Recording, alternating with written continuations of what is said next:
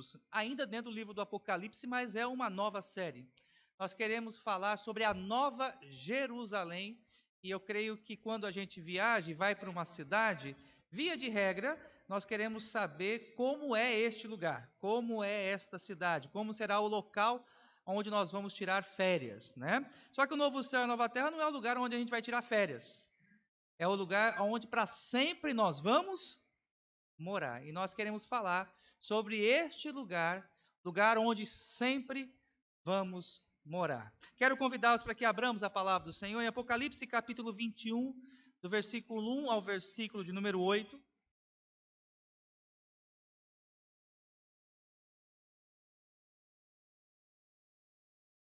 Apocalipse 21, de 1 a 8. E nós faremos a leitura desse texto. Eu vou contar com a participação da igreja, porque eu creio que dessa forma os irmãos ficam mais atentos ao texto que será lido, e pretendemos, com a graça do Senhor, a iluminação do Espírito Santo, fazemos a exposição desse texto. Apocalipse 21, de 1 a 8. Eu vou iniciar a leitura com o versículo 1, vocês vão responder a leitura com o versículo 2, e assim alternadamente leremos até o versículo 8. Vi novo céu e nova terra, pois o primeiro céu e a primeira terra passaram, e o mar já não existe. A igreja.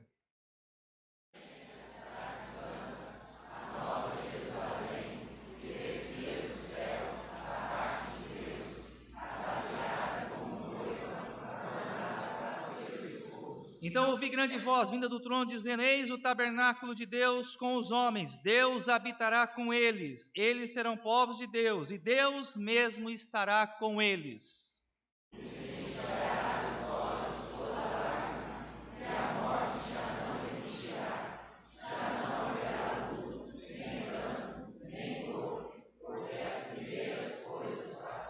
E aquele que está sentado no trono disse: Eis que faço nova todas as coisas. E acrescentou: Escreve, porque estas palavras são fiéis e verdadeiras.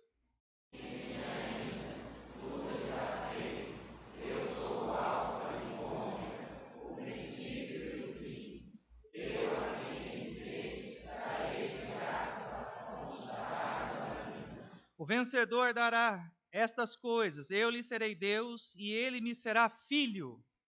Amém.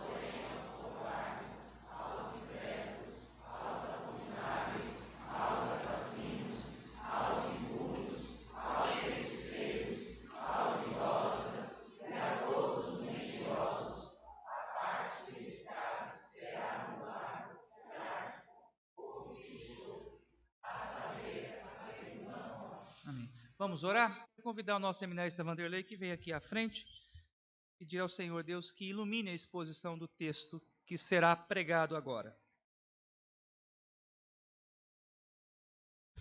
Oremos, irmãos. Pai, graças te damos porque o Senhor nos revelou a tua palavra e os teus desígnios. E agora, Senhor, o Senhor nos mostra o caminho em que devemos seguir. E a cidade, a Nova Jerusalém, onde habitaremos, nós agradecemos ao Senhor por esta dádiva. Suplicamos a Deus que tome o teu servo, ilumina-o, para que ele traga o conhecimento conforme a necessidade que carecemos. Em nome de Jesus oramos.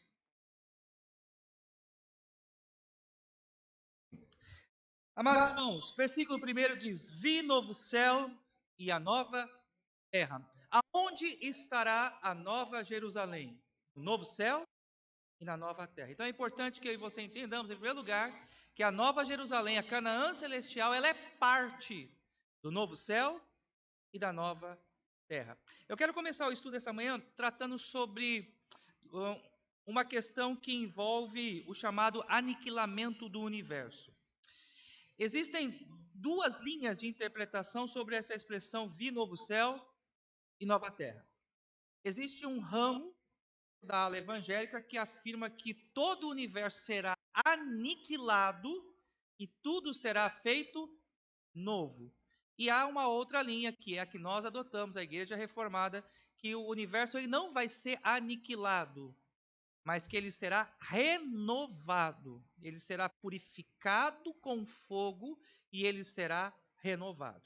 Então, nós que defendemos a tese de que o universo ele não será aniquilado, mas ele será renovado, sustentamos esse argumento apresentando aos irmãos 4 pontos. O primeiro ponto é um ponto de ordem gramatical. No texto que nós acabamos de ler, vi novo céu e a nova terra, o versículo 1, nós encontramos o verbo kainos. O novo é o verbo kainos no grego. E o que significa isso? Duas palavras são usadas, meus amados irmãos, na língua grega, e são traduzidas na Bíblia por novo. Temos neos e kainos.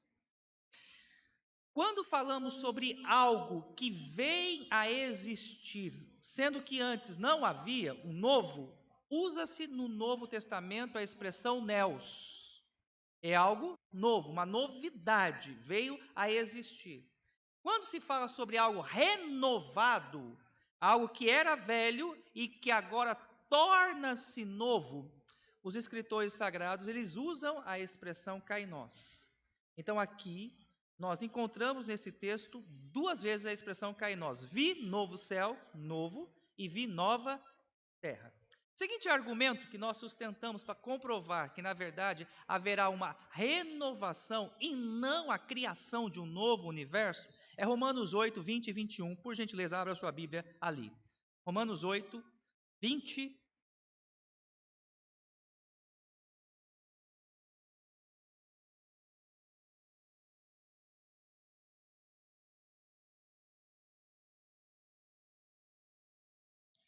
Romanos 8, 20 e 21. A palavra do Senhor assim nos diz: pois a criação está sujeita à vaidade, não voluntariamente, mas por causa daquele que a sujeitou, que no caso seria Adão, na esperança de que a própria criação será, e aqui eu chamo a sua atenção para o meu argumento, redimida do cativeiro da corrupção para a liberdade da glória dos filhos de Deus.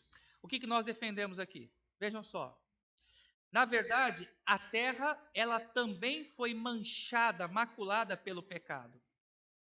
E por causa da mácula do pecado, a terra, o universo, espera a sua redenção, espera a sua restauração. Notem que Paulo não diz que tudo na terra será feito novo, ou que haverá um novo universo, mas a terra que está presa ao pecado, ela será liberta do pecado. Então, por causa disso, nós também cremos que o universo não será aniquilado, mas que ele será purificado e renovado pelo fogo.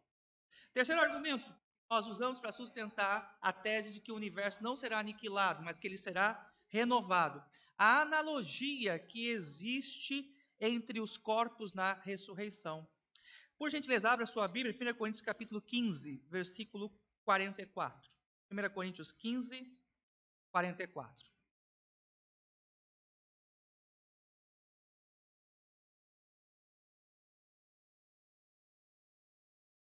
Primeira Coríntios 15, 44.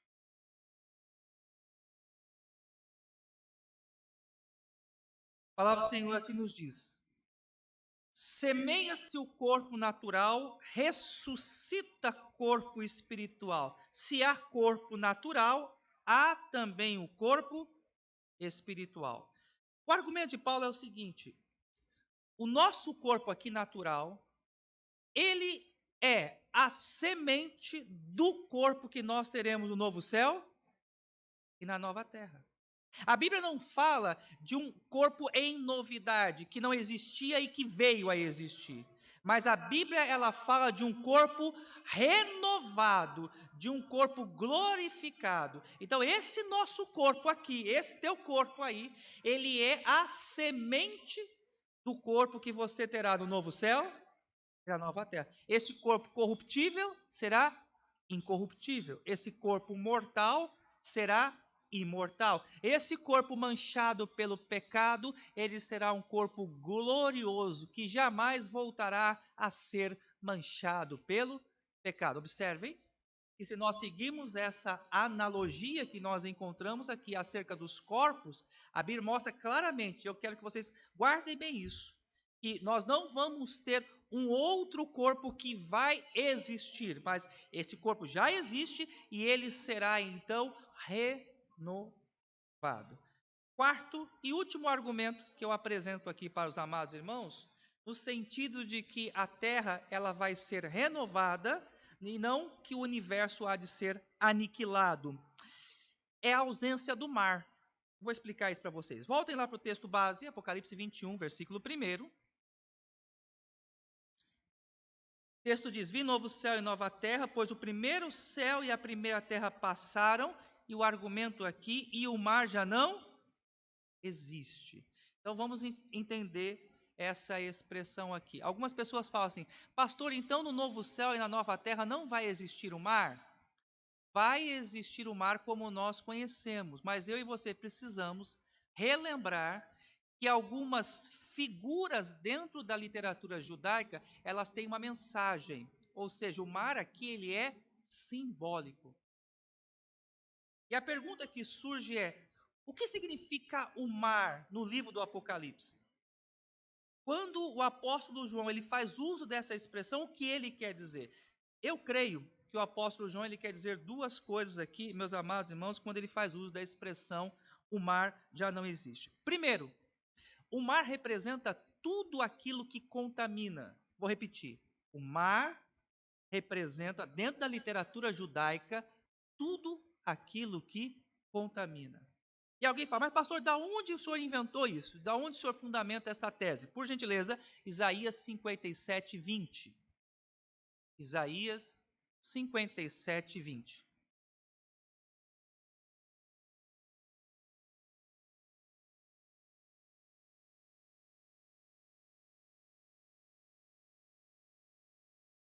A palavra do Senhor assim nos diz: mas os perversos são como o mar agitado, que não se pode aquietar, cujo águas lançam de si lama e lodo. Ou seja, os perversos são como o mar agitado. De onde, na literatura apocalíptica, tem origem o mal? Se você observar, lendo o livro do Apocalipse, você vai chegar à seguinte constatação: que o mal, ele vem do mar. Olha só alguns textos. Apocalipse 13, 1, por gentileza. Apocalipse 13, 1.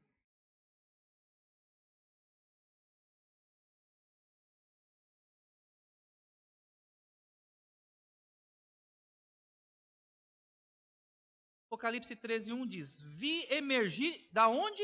Do mar. Uma besta que tinha 10 chifres, 7 cabeças, e sobre os chifres 10 diademas, e sobre as cabeças nomes de blasfêmia. Então, o inimigo de Deus, a besta, o anticristo, surge do mar. E aqui, por favor, né, vamos entender de uma forma não literal, mas de uma forma figurada, né? Então, algumas pessoas afirmam: o anticristo ele vai vir do mar, vai andar sobre as ondas e vai aparecer assustando. Não é isso que o texto está dizendo, né? O texto mostra que esse inimigo que há de se levantar, o anticristo, ele vem do que é mal.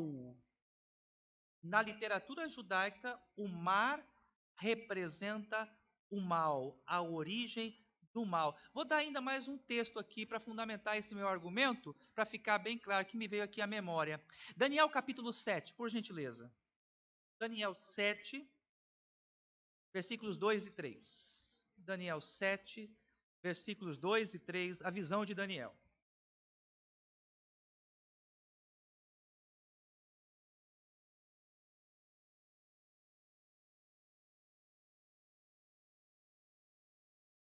Daniel 7, versículos 2 e 3. A palavra do Senhor assim nos diz: Falou Daniel e disse: Eu estava olhando durante a minha visão da noite, e eis que os 4 ventos do céu agitavam, olha só que interessante, o mar grande. E 4 animais, lembra que nós estudamos Daniel ano passado? Vocês não vão lembrar, né? Mas nós estudamos, né? Os 4 grandes animais representavam 4 grandes impérios, né? A Babilônia, que nós estudamos, os medos e persas, os gregos e os romanos. Esses 4 impérios, que são representados nesses 4 animais, eram forças que se levantaram contra o cristianismo, contra a fé cristã. E Daniel, ele tem essa visão, e esses 4 grandes impérios, eles surgem da onde? À luz da visão de Daniel, do mar. Ou seja, essas forças que se opuseram ao cristianismo vêm do mal. E o mal, dentro da literatura judaica, é representado pelo mar. Então, quando o apóstolo João diz que já não existirá mais o mar, Apocalipse 21, 1, ele está dizendo que já não haverá ameaça, já não existirá mais o mal, já não existirá mais forças de oposição a Cristo Jesus e ao seu povo eleito e escolhido. Então, nós entendemos, meus amados irmãos, que o novo céu e a nova terra, eles não serão aniquilados e surgirão. Mas o novo céu e a nova terra é a representação da purificação, da restauração que Deus há de fazer na vinda do seu Filho, Cristo Jesus. Quanto a esse primeiro ponto aqui, irmãos, alguma dúvida? Todos entenderam? Então, se alguém um dia for na sua casa, bater na sua porta e dizer, olha, o universo vai ser aniquilado, você diz, vai estudar a Bíblia direito. Quem não vai ser aniquilado, mas ele vai ser renovado, ele vai ser purificado, ele vai ser restaurado. Vamos voltar para o texto do Apocalipse 21, segunda parte do nosso estudo. Quem não está no novo céu e na nova terra? Quem não vai ter o título de cidadão da Nova Jerusalém? O texto nos mostra aqui algumas pessoas, ou 4 tipos de pessoas, que não vão entrar no novo céu e na nova terra e não vão possuir a sua cidadania celestial. Voltando lá para o texto, meus amados irmãos, nós podemos destacar aqui então, à luz do versículo 8, por favor. Versículo 8 diz o seguinte, Apocalipse 21, 8. Quanto, porém, aos covardes, aos incrédulos, abomináveis, aos assassinos, aos impuros, aos feiticeiros, aos idólatras e a todos os mentirosos, a parte que lhes cabe será o lago que arde com fogo e enxofre, a saber, a segunda morte. Então, quem não vai entrar no novo céu e na nova terra? Primeiro, os indiferentes ao Evangelho. E aqui eu chamo a sua atenção para 2 expressões que nós encontramos no texto: covardes e incrédulos. Lembremos, vamos falar um pouquinho sobre essa expressão covardes aqui, que João ele escreve num período em que a igreja estava sendo perseguida. E muitos, por causa da fé em Cristo Jesus, estavam correndo o risco de perder tudo o que tinham, sua casa, seus bens, a sua liberdade e até mesmo a própria vida. Então, o apóstolo João, ele escreve essa carta encorajando a igreja a permanecer firme diante das lutas e das dificuldades. Se alguém retroceder, se alguém negar o evangelho, se alguém for tomado pela covardia, essa pessoa não entrará no novo céu, na nova terra. O novo céu e a nova terra é o lugar de pessoas corajosas. E pessoas que estão prontas, até mesmo correr o risco de perder a sua própria vida por causa de Cristo Jesus. Vamos parar aqui, eu gostaria que você pensasse um pouco comigo agora. Você estaria disposto a morrer por causa do Evangelho? A dar a sua vida hoje por causa de Cristo Jesus? Eu e você podemos ter essa convicção que vale até a pena morrer por causa de Cristo Jesus, pensando no lugar em que nós vamos morar. É o conforto do novo céu e da nova terra. É a certeza da cidadania celestial que nos dá coragem, que nos dá ânimo, que renova as nossas forças para lutar firmes por causa do Evangelho. Outra expressão que nós encontramos aqui são os incrédulos. E os incrédulos são aqueles que rejeitam a Cristo Jesus. Eu e você precisamos entender que só existe um único meio para que o homem seja salvo. E a Bíblia ela é muito clara. Por isso, quem crê no Filho tem a vida eterna. E a incredulidade aqui não é a falta de fé, mas incredulidade é a falta de fé em Cristo Jesus. O que eu quero dizer com isso? Você pode encontrar muitas pessoas que são religiosas, que são caridosas, e que podem até ser um bom exemplo moral. Mas se essas pessoas dizem, olha, eu tenho certeza que eu não vou para o inferno, porque eu nunca matei, porque eu nunca roubei, eu dou meu dízimo, eu sou religioso, eu frequento os trabalhos da minha igreja, e eu creio que aquilo que eu faço, aquilo que eu realizo, me dá certeza e tranquilidade quanto à minha salvação, essa pessoa, mesmo dentro da igreja, se assim ela pensa, ela está condenada. Ela faz parte desse grupo chamado incrédulos. A Bíblia claramente nos mostra que quem crê no Filho tem a vida eterna. Nós temos a vida transformada porque cremos em Jesus.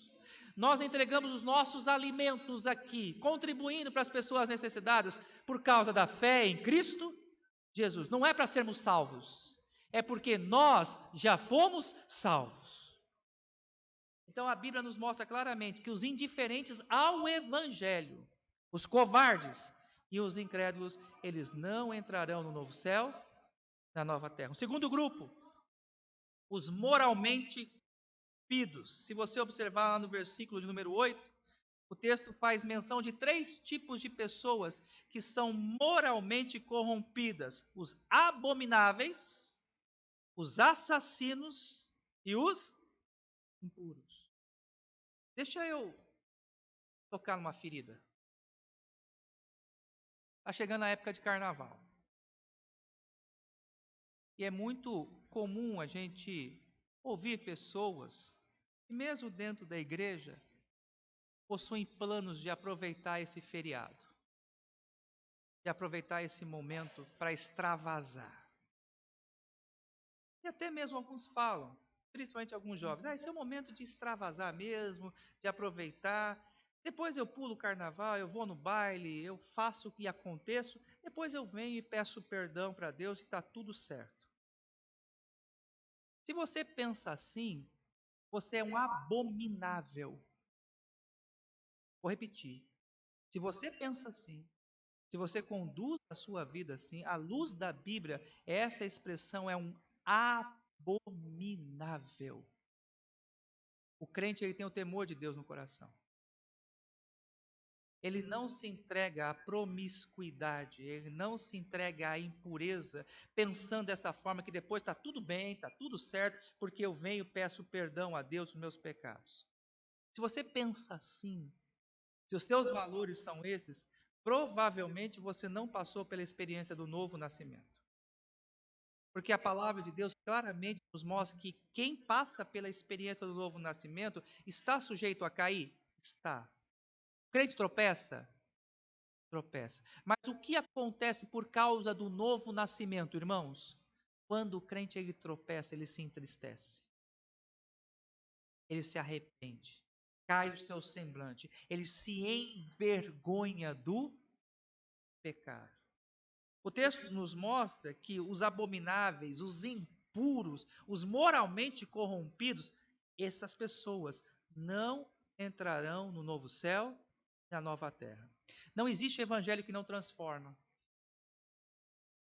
Evangelho muda a pessoa. O evangelho endireita a pessoa. A pessoa ela abandona determinados vícios, determinadas práticas, porque dentro dela o Espírito Santo de Deus incomoda o seu coração. Só entrarão no novo céu e na nova terra aqueles que declararam luta contra o pecado. Aqueles que buscam uma vida de santidade. Só entrarão no novo céu e na nova terra aqueles que se dispuseram a fazer esse sacrifício, a renunciar aos prazeres da carne, a viver uma vida de pureza diante de Deus. Volto a insistir. O crente tropeça? Tropeça. Mas o pecado da vida do crente, ele é o quê? Acidental. Ah, pastor, mas fulano está tanto tempo na igreja e vive na prática do pecado, vive intencionalmente na prática do pecado. Você já cansaram de me ouvir falar isso aqui? O fato de uma pessoa estar dentro da igreja não é um indicativo de que ele é salvo, de que ele tem a sua cidadania celestial. O que vai ser determinante, e a Bíblia nos mostra isso de uma forma muito clara, a gente conhece uma árvore pelos seus frutos. E na vida do crente a gente vê frutos de santidade, vê frutos de pureza. Se ele não tiver frutos, e Jesus diz isso, se uma árvore não der fruto, o que faz? Pega o machado, corta e lança no fogo. É o que o texto aqui nos mostra. Terceiro grupo de pessoas que não entrarão no novo céu e na nova terra, os religiosos desobedientes. Ou, se você preferir, os religiosos insolentes. Notem vocês que Apocalipse 21:8 faz menção de dois grupos de pessoas: feiticeiros e idólatras. Feiticeiros e idólatras. Então, podemos ter pessoas hoje no mundo que estão envolvidas em determinadas práticas religiosas e até práticas essas que moralmente a pessoa busca viver um padrão de conduta que possa ser louvável. Mas o texto nos mostra que qualquer construção religiosa, qualquer arcabouço de fé, longe de Cristo, fora de Cristo, não tem para Deus nenhum valor. Cristo, ele é a pedra fundamental e a nossa fé, ela tem que estar alicerçada em Cristo Jesus. O nosso coração, ele tem que pertencer a Cristo Jesus. Eu digo isso, meus amados irmãos, porque cada vez mais eu me preocupo com o crescimento da igreja evangélica no Brasil, longe do evangelho genuíno e verdadeiro. Hoje tem casas de show gospel, tem balada gospel, tem rave gospel, tem noite dos Vingadores gospel. Vocês estão olhando para aí. Tem uma igreja, e eu recebi o encarte, né? Os jovens deveriam ir de Vingadores. Mostrei até para você, né, Arsênio? Igreja que procura atrativos para bode, espanta as ovelhas. Porque as ovelhas de Cristo, elas amam a verdade.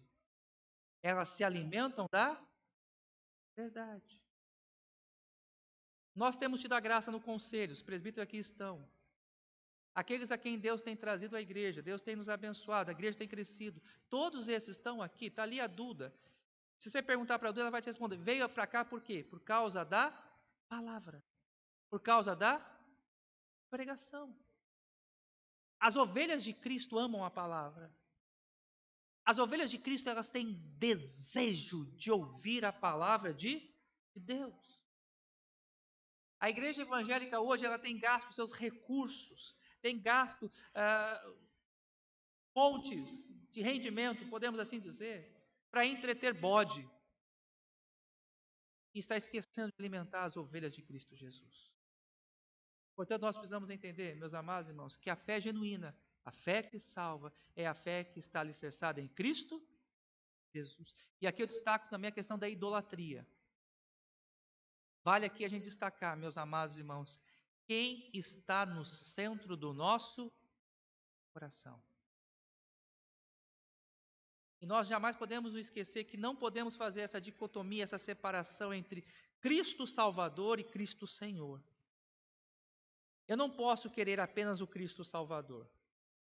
Se eu desejo o Cristo Salvador, eu tenho que desejar o Cristo Senhor da minha vida. Quando eu declaro a minha fé em Cristo, eu entrego a minha vida a Ele. Negue-se a si mesmo.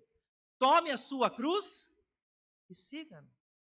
Qualquer outra coisa que tenha no meu coração, ou que ocupe o meu coração, melhor dizendo, que venha em primeiro lugar, antes de Cristo, me faz um idólatra. E é por isso que a Bíblia nos diz que nós devemos amar ao Senhor de todo o coração, de toda a alma, de todo o entendimento e com toda a nossa força. Cristo ele precisa estar no centro da nossa vida. E nós precisamos amá-lo de todo o nosso coração. Quarto tipo de pessoa que não entrará no novo céu e na nova terra, o mentiroso. Versículo 8. O mentiroso. E aqui, nós podemos fazer dois tipos de consideração sobre o termo mentiroso. Mentiroso é aquele que deliberadamente falta com a verdade, fala mentira. Lembremos que Satanás ele é o pai da mentira. Toda vez que um crente ele mente, ele se assemelha a Satanás. Eu não estou dizendo que ele perdeu a salvação ou deixou de ser salvo, mas quem pratica a mentira? Satanás. Quem é o pai da mentira? Satanás. Quando mentimos, nos assemelhamos a Satanás. Já para pensar na seriedade disso? Então, o que nós podemos destacar aqui? Que a pessoa que vive deliberadamente, intencionalmente, propositalmente na prática da mentira, essa pessoa que vive num universo de mentira, essa pessoa não entrará no novo céu, na nova terra. Pode ser religioso, pode estar na igreja, mas a mentira desqualifica essa pessoa para o novo céu e a nova terra. E uma segunda forma de interpretarmos o termo mentira aqui é também dentro da esfera religiosa. Hoje, no meio evangélico, temos centenas, ou até posso falar milhares, de líderes que conhecem a verdade, mas preferem a mentira. Deixa eu dar um exemplo. Tem líderes religiosos que já afirmaram consigo esse valor. Eu não falo sobre pecado. Porque se eu falar sobre pecado, ofende. Se falar sobre pecado, machuca. Se eu falar sobre pecado, as pessoas não se sentem bem. Então, por causa disso, eu prefiro não falar sobre pecado, eu falo sobre outras coisas. Está adulterando a palavra de Deus. Está mentindo. Essas pessoas não entrarão no novo céu, na nova terra. Então, meus amados irmãos, nós temos aqui 4 tipos de pessoas. Recapitulando, que não entrarão no novo céu e na nova terra. Eu quero que você guarde isso. Primeiro, os indiferentes ao evangelho. Segundo, os moralmente corrompidos. Terceiro, os religiosos desobedientes. Quarto, os incrédulos e mentirosos. Os mentirosos. Agora, meus amados irmãos, na terceira parte da nossa mensagem, eu quero destacar aqui, à luz desse texto, o que não vai entrar no novo céu e na nova terra. Nós vimos quem não vai entrar. E agora, na terceira parte, nós vamos ver o que não vai entrar no novo céu e na nova terra. Primeiro, 4 coisas também. Eu quero destacar aqui do que não vai entrar no novo céu e na nova terra. Versículo 4, por favor, acompanhe. Ele enxugará dos olhos toda lágrima, e a morte já não existirá, já não haverá luto, nem pranto, nem dor, porque as primeiras coisas passaram. As primeiras coisas passaram. 4 coisas que não vão entrar no novo céu e na nova terra. Primeiro, sofrimento e choro. No céu não haverá sofrimento e choro. A partir do momento que nós passamos o portão celestial, não haverá mais sofrimento e choro. Aqui, ele enxugará dos olhos todas as lágrimas. Existem 2 formas de entendermos essa expressão. Talvez você até me ouviu dizer isso, que a primeira coisa que vai acontecer, assim que nós estivermos diante do trono branco, grande trono, e do Cordeiro, e estivermos ali no julgamento, a primeira coisa que vai acontecer, choro. É choro. Mas depois que passou o portão celestial, nada de choro. Primeiro momento, choro, porque o texto diz, ele enxugará dos olhos toda a lágrima. Bom, se vai enxugar dos olhos toda a lágrima, logo, portanto, quando a gente estiver de frente do Cordeiro, a gente vai estar o quê? Chorando. Entenderam? E a pergunta é, por que vamos chorar? Primeira razão, por que vamos chorar? Muitos irmãos pagaram e ainda pagam um alto preço por causa do Evangelho. Perdem a sua vida. E não somente perdem a sua vida, mas vêm entes queridos morrendo por causa do Evangelho. Missionários hoje, veem os seus filhos, suas esposas, sendo mortos por causa da fé em Cristo Jesus. Então, estes que veem a sua família sendo morta, que sofrem em vida, que lhe tiram a liberdade, esses vão ser consolados. Eles entram na presença do Senhor em choro, mas recebem da mão do Senhor o consolo. É como se Deus dissesse: olha, você está chorando, meu filho? Sua vida na terra foi difícil, foi sofrida por causa do Evangelho, mas recebe meu consolo. Ele enxugará dos olhos toda lágrima. Segunda forma, e essa aqui aperta. A Bíblia diz que todos nós vamos prestar contas diante de Deus dos nossos atos. Segundo Coríntios 5,10, importa que todos nós compareçamos perante o tribunal de Cristo, para prestarmos conta daquilo que nós fizemos em vida. E falando no nosso contexto, pensando na nossa situação como igreja aqui, para nós está tudo muito bom, né, gente? Poltrona, né? Aconchegante. Templo climatizado. Portas abertas. Pátio cheio de carro. Casas apaineladas. Né? Bênção de Deus. A quem muito é dado, muito será o quê? Tudo isso que Deus tem nos dado, e eu me incluo, nós, estou no pacote, tudo isso nós vamos prestar contas diante do Senhor. Da nossa liberdade, das oportunidades que temos de falar do Evangelho, de vivermos uma vida reta e santa. Eu gosto muito dessa expressão que era usada pelos reformadores antigos, né? De que o cristão ele é um mordomo de Deus. Né? Todas as coisas pertencem a Deus. A sua casa pertence a Deus. A roupa que veste o nosso corpo pertence a Deus. Os filhos pertencem a quem? Herança do... Ótimo, que bom, vocês estão bem afiados. Tudo isso nós vamos prestar o quê? Contas. Não vamos prestar contas?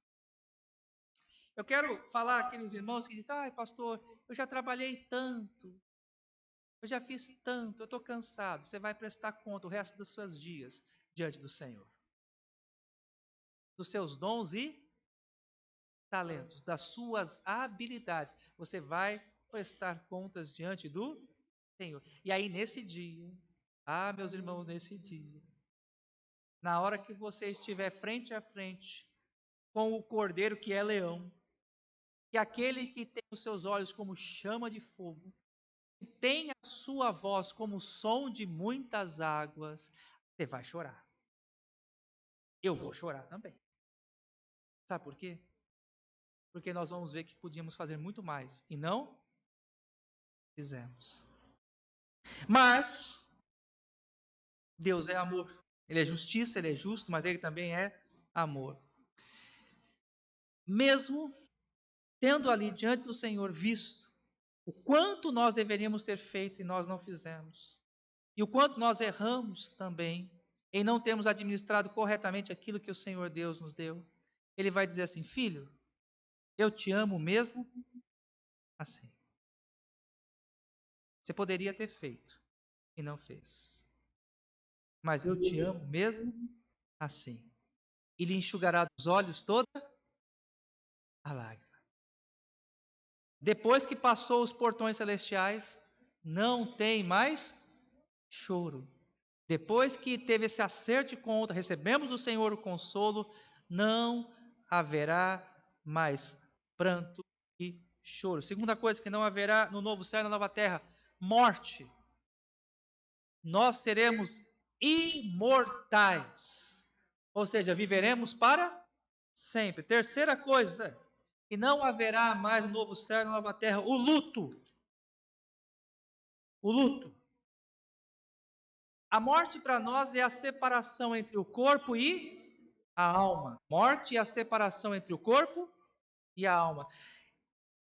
Essa dor que é provocada por essa separação Essa dor que é provocada pelo distanciamento dos nossos entes queridos já não existirá mais no novo céu e na nova terra.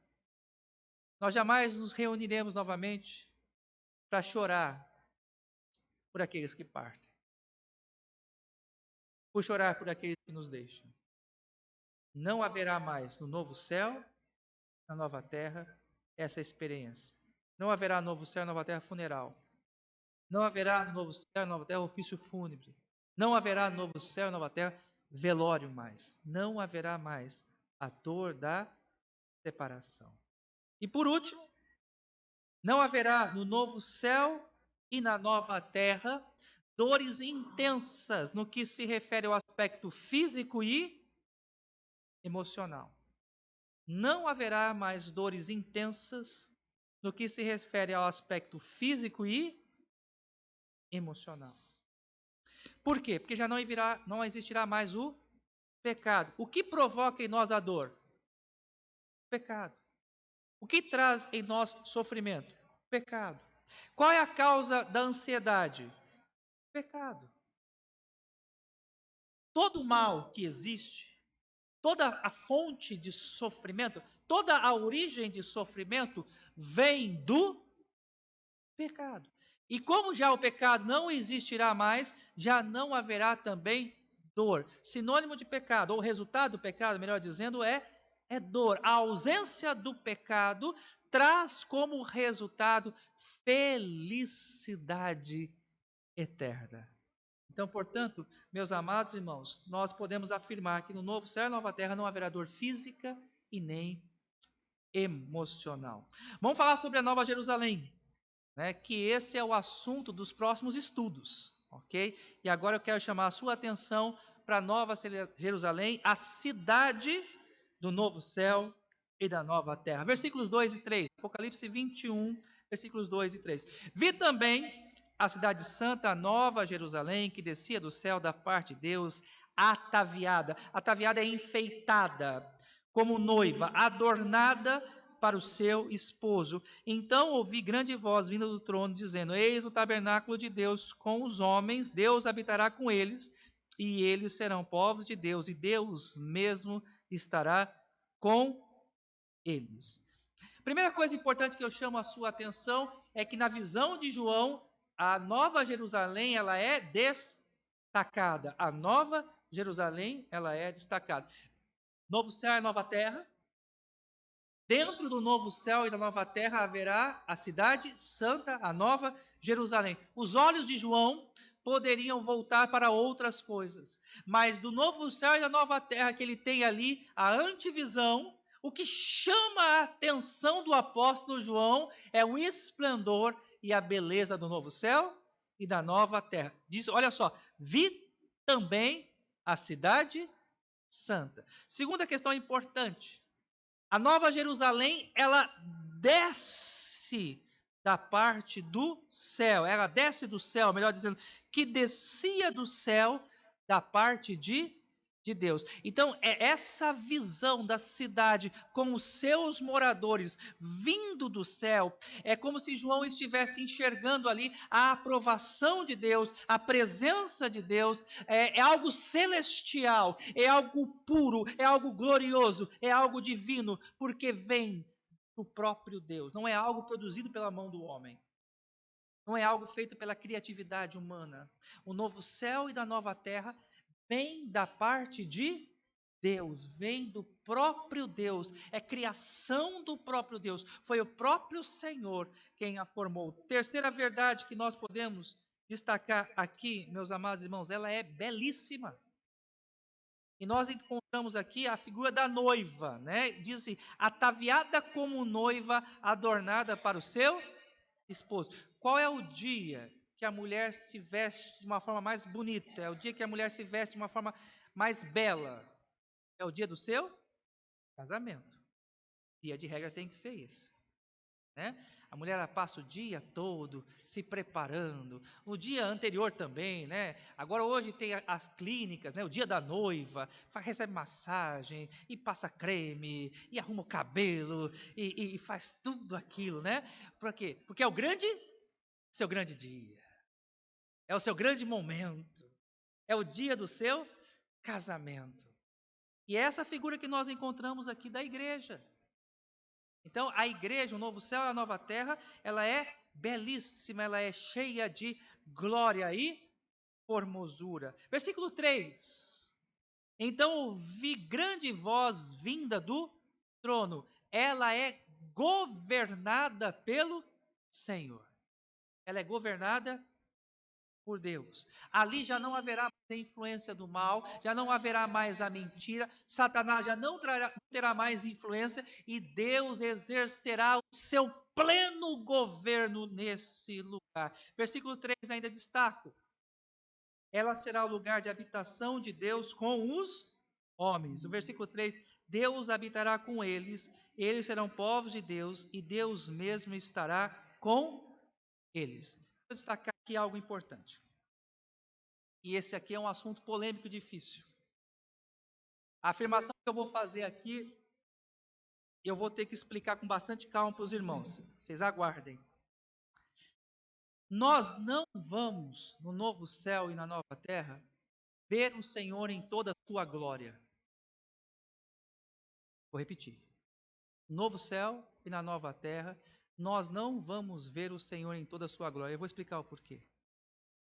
Deus, ele é infinito. Ele é ilimitado. Ele está em todo lugar. Correto? Sim ou não? Ele não é onipresente? Deus, ele é onipresente. Mesmo no novo céu e na nova terra, nós seremos seres finitos, presos ao tempo e espaço. E jamais o finito pode alcançar o infinito. Mesmo tendo o corpo glorificado, o finito jamais alcançará o infinito. O que nós teremos no novo céu e na nova terra? Uma teofania, teos, Deus, fania, manifestação, uma manifestação maravilhosa da glória de Deus. Deus se fará presente a nós, Ele estará conosco, manifestando a sua glória, tomando forma diante dos nossos olhos. Vocês entenderam isso? Deus, ele tomará forma. O texto do Apocalipse diz: ele estará assentado num trono glorioso, e a sua glória será a luz de todo o novo céu e da nova terra. Mas mesmo assim, é uma visão gloriosa, é algo sublime. Deus está reduzindo a sua glória para poder habitar conosco, para poder se fazer presente conosco. Porque é impossível ao homem finito contemplar toda a glória do infinito. Irmão, será uma glória imensurável, indizível. Eu não posso aqui conseguir em palavras classificar, categorizar essa glória que nós teremos no novo céu e na nova terra. Mas é importante que eu e você entendamos ainda que Deus está se limitando para poder se fazer presente, para poder se fazer alcançável ao homem, mesmo no novo céu e na nova terra, mesmo tendo um corpo mortal, mesmo tendo um corpo glorioso, ainda nós seremos tão pequenos. Seremos tão pequenos. Jamais poderemos contemplar o Senhor em toda a sua glória. Ele se manifestará a nós. Nós o veremos, nós ficaremos vislumbrados com a sua glória, nós ficaremos ali atordoados com a glória do Senhor, mas ainda ela é tão pequena, ela vai ser pequena para nós. Por quê? Porque o Deus infinito, o Deus ilimitado, ele se manifestará, ele viverá próximo de nós e nós o veremos. Para que nós possamos ver a Deus, meus amados irmãos, e os nossos pais da fé, e João 4:23 também, Deus é Espírito, ele terá que assumir uma forma. No assumir essa forma, que será gloriosa, ele está limitando manifestando a sua glória a nós. Ok? Assim como fez com Adão na viração do dia. Assim como fez. Só que deixa eu falar algo, né? A glória que nós veremos do Senhor no novo céu e na nova terra é maior do que a glória que Adão vislumbrou no paraíso. A glória, a manifestação, a teofania de Deus no novo céu e na nova terra será muito maior do que aquela que Adão ele vislumbrou ali no Éden. É importante só afirmarmos, né? A história começa no jardim e termina no jardim. Só que no primeiro jardim o pecado entrou. No segundo jardim não haverá mais pecado. Então vamos entender. Tem o novo céu e a nova terra. No novo céu e a nova terra tem a nova Jerusalém. E dentro da nova Jerusalém tem o jardim. Mas eu vou falar do jardim cenas do próximo capítulo. Hoje eu só estou falando do novo céu e nova terra. A nova terra. Quinta verdade. Os moradores da Nova Jerusalém. Os moradores da Nova Jerusalém. Versículos 6 e 7, por favor. Acompanhe. Disse-me ainda, tudo está feito. Eu sou o alfa e o ômega, o princípio e o fim. Eu, a quem tem sede, darei de graça da fonte da água da vida. O vencedor herdará estas coisas, e eu lhe serei Deus, e ele me será filho. Eu disse agora há pouco, quem não vai entrar no novo céu? Lembram disso? 4 tipos de pessoas? Agora eu vou falar quem vai entrar. Quem vai entrar? E a minha esperança é que você entre. A minha fé é que você esteja lá também. Primeiro, quem vai entrar? Aqueles que creem em Cristo Jesus. Eu, a quem tem sede, darei de graça da fonte da água. Quem que é a água da vida? Cristo Jesus. E da onde eu afirmo isso? João 7, 37 e 38. João 7, 37, 38, palavras do próprio Cristo. No último dia, o grande dia da festa, levantou-se Jesus e exclamou: se alguém tem sede, venha a mim e beba. Quem crer em mim, como diz a Escritura, do seu interior fluirão rios de água viva. Você crê em Jesus? Você já confessou o nome de Jesus como seu único e suficiente Salvador? Você depositou já toda a sua fé, toda a sua esperança em Cristo Jesus? Se você o fez, você entrará no novo céu, na nova terra. Você entrará na Jerusalém celestial. Segundo grupo, os que creem e os que perseveram. Vejam vocês, versículo 7, Apocalipse 21, 7 diz: o vencedor herdará estas coisas, eu lhe serei Deus e ele me será o vencedor. E recentemente eu preguei tanto lá na congregação Nova Canaã como aqui na sede, né, Beto? Falando sobre a vida cristã como uma maratona. A vida cristã ela é uma maratona. Mas na maratona comum só existe um vencedor, correto? Mas na maratona da fé, todos aqueles que chegam no final, crendo em Cristo Jesus, são o quê? Vencedores. Lembremos da palavra de Paulo: combati o bom combate, completei a carreira. E a palavra carreira aqui no grego, na língua original, é a palavra maratom. A vida cristã ela é uma maratona, uma corrida de longa distância. Então, o ponto importante aqui, meus amados irmãos, é nós guardarmos a fé até o fim. Perseverarmos até o fim. Quem vai entrar no novo céu e na nova terra? Quem perseverar até o fim. Lembremos que o apóstolo João escreve para uma comunidade daqueles que estavam sendo perseguidos por causa do evangelho, daqueles que estavam passando por lutas e dificuldades. O apóstolo João escreve por pessoas que haviam perdido a sua liberdade, perdido uma série de coisas por causa de Cristo, e a palavra do apóstolo João é essa: irmãos, perseverem, fiquem firmes até o fim. Tem que crer e perseverar. crer e perseverar. Eu sempre tenho lembrado da igreja. Deus não vai levar em conta o que você fez na sua juventude, ou na adolescência, ou na infância. O que eu quero dizer com isso? É muito comum a gente ouvir ou termos a experiência de encontrar pessoas que já frequentaram a igreja ou que um dia já estiveram no caminho, e constantemente eu encontro aqui, principalmente em Cacoal. Tem pessoas que falam: o senhor que é o pastor da igreja presbiteriana? Eu falo: eu sou. E eu já fui membro daquela igreja. Na minha infância eu ia naquela igreja. E eu gostava muito daquela igreja. Mas aí eu fui, casei, trabalhei, vieram os filhos. Hoje eu estou afastado. Está tão difícil de voltar para a igreja, está tão difícil de voltar ao caminho do Senhor. Eu estou parado. Não sei se você já encontrou gente que fala assim: estou parado. Pensa aqui na figura. O maratonista pode ficar parado? O maratonista não pode ficar parado. O maratonista tem que continuar o quê? Correndo até chegar na linha de chegada. Então, portanto, meus amados irmãos, perseverar até o fim. E aqui, meus amados irmãos, eu e você podemos crer nisso.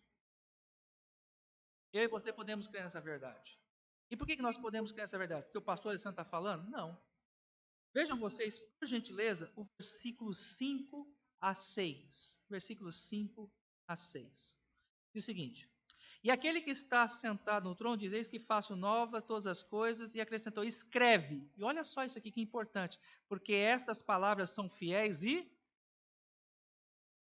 tudo que nós estamos falando aqui à luz da Bíblia é fiel, é digno de confiança e verdadeiro. E o versículo 6, a primeira parte: e disse-me ainda: tudo está feito. Eu sou o alfa e o ômega, o princípio e o fim. Essa expressão, tudo está feito, quando Cristo ele morreu na cruz, ele disse: está com. Ou seja, a certeza que temos que tudo isso vai se cumprir é porque Cristo Jesus, ele ressuscitou no terceiro dia. Se Cristo não tivesse vencido a morte, se Cristo não tivesse ressuscitado, nós não poderíamos ter a certeza disso. Mas pelo fato do túmulo estar vazio, o novo céu e a nova terra é uma verdade gloriosa para a igreja. E podemos crer nisso. Porque quem assina é o alfa e o ômega, o princípio e o fim. Não é assinatura de homem. Não é palavra de homem, mas é daquele que fez o universo ao som da sua voz. E para nós terminarmos aqui, meus amados irmãos, o estudo dessa manhã. Nós falamos sobre a Nova Jerusalém, que desce ataviada da parte de Deus, que ela é belíssima. E falamos sobre a certeza do cumprimento destas coisas. Quero fazer aqui 3 aplicações para concluirmos a mensagem desta manhã. A primeira delas, meus amados irmãos, vivamos sempre com os nossos olhos nessa verdade. Colossenses capítulo 3, o apóstolo Paulo diz: pensai nas coisas lá do alto, onde Cristo vive. E qual que é o impacto disso hoje, aqui e agora? Nós somos consolados. Quando eu e você pensamos nessas coisas, as lutas vêm, as dificuldades surgem, mas nós recebemos da parte do Senhor consolo, porque nós sabemos que um dia o sofrimento, a dor, vai ter fim. Vai ter fim. Falo aos meus amados irmãos que já têm uma certa idade e que hoje já sentem o peso da idade. As suas limitações físicas, o seu sofrimento, um dia vai ter fim. No novo céu e na nova terra, corpo glorioso, que não vai ter dor, que não vai ter mais limitação, você não passará mais por dificuldades. Lembre-se dessa verdade. Segundo aspecto importante, lembre-se de viver uma vida santa diante de Deus. A evidência, o sinal de que você tem essa cidadania está justamente no fato de você viver uma vida em obediência à palavra de Deus, em santidade. Não é só crer, mas é crer e viver. Viva o Evangelho, viva em santidade, viva em retidão, viva em pureza. Essa é a credencial daqueles que servem a Deus, daqueles que são cidadãos celestiais. Eles vivem em retidão. Por quê? Porque é aquilo que eles hão de viver no novo céu, na nova terra. Quanto mais santos aqui sermos, quanto mais puro aqui nós sermos, mais próximo nós seremos daquilo que um dia haveremos de ser. E esse é o grande projeto de Deus para nós. Então, você pode aqui melhorar muito a sua vida. Você pode aqui se aproximar mais do que um dia você será, vivendo em santidade e retidão. Abandone os seus pecados. Abandone os maus hábitos. Abandone aquilo que tem te afastado da presença do Senhor. Conserta a sua vida nessa manhã, em nome de Jesus. Conserta a sua vida, para que você possa já começar a viver o antigozo, a preparação para o novo céu e a nova terra. E aqui uma palavra, talvez estão desanimados, daqueles que estão cansados, daqueles que pensam muitas vezes em deixar a igreja, em abandonar o caminho. Uma palavra a vocês que estão desanimados. Perseverem, em nome do Senhor Jesus. Fiquem firmes. Até guarde a sua fé. Não desista em nome do Senhor Jesus. Eu quero só lembrar que a apostasia começa assim. E a apostasia significa o abandono da fé. Eu não oro mais. Eu não leio mais a Bíblia. Eu não tenho mais desejo de ver uma vida santa. Vai esfriando, esfriando, esfriando. E aí fica parado no meio do caminho. Ao vencedor darei a coroa da vida eterna. Amém, queridos? Alguma dúvida sobre o estudo? Presbítero Antônio Alberto. Em toda a sua glória. Veremos Deus, mas não em toda a sua glória.